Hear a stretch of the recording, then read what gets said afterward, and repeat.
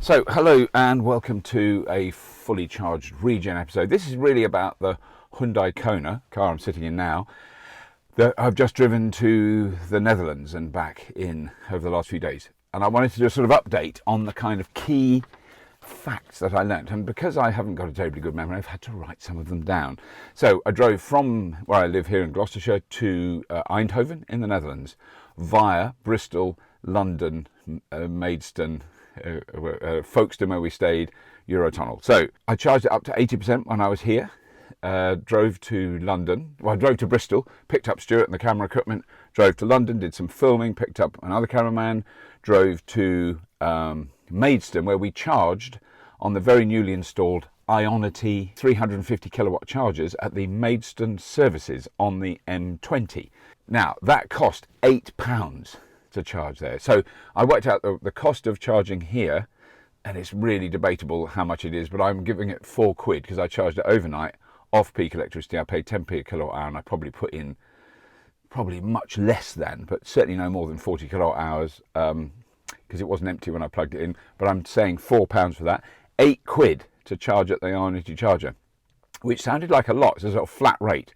If you're not a member and you haven't got the membership, you do it very easily online. I could do it, so it can't be that hard.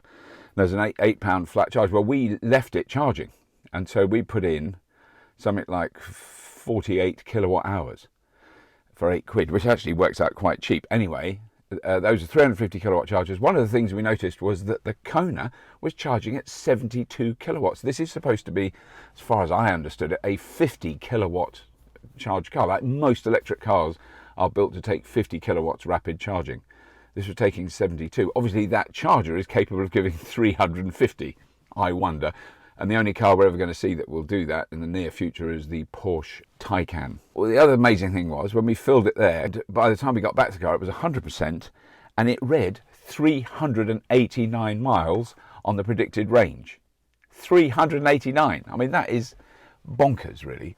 I mean, 389 miles, I guess if you were driving slightly downhill with the following wind, you might get that. But clearly, it indicated the car will do well over 300 miles. Well, we then drove to Eurotunnel from Calais to Eindhoven, which is something like 200 and something miles.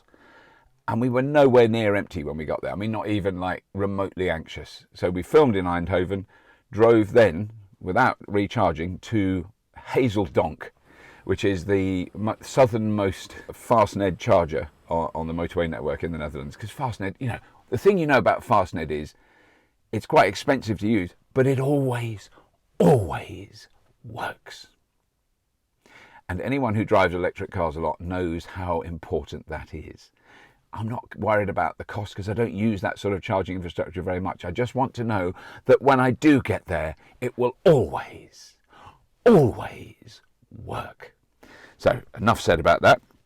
Hazeldonk, that cost us £17.50 to fill the car at Hazeldonk, which again we did up to 100%. We then drove to the UK. We did, because I was dropping off a cameraman in Maidstone, we topped up in Maidstone for another £8, which looking back on it was the least necessary of all the charges because we were only there for like 15 minutes or something, but we just gave it a bit of extra because we were going there anyway. Topped up at Maidstone, another £8, drove home, total distance of 933 miles for the trip at a total cost, and this is being generous because I don't really know how much it costs to charge the car here, but it's only going to be £1 or £2 out. So total cost of £37.50 using what really has to be classified as the most expensive electricity you can possibly buy. If we'd stayed in a hotel overnight in Eindhoven that had a charger, which loads of hotels do, but we couldn't get in one, and we charged it for free overnight, you would have halved that cost instantly. If we could have charged overnight in Folkestone with a charger at the hotel, again, it didn't have one, on a slow charger because we were there overnight, you would have been able to do this whole trip with a fast charger, maybe £10.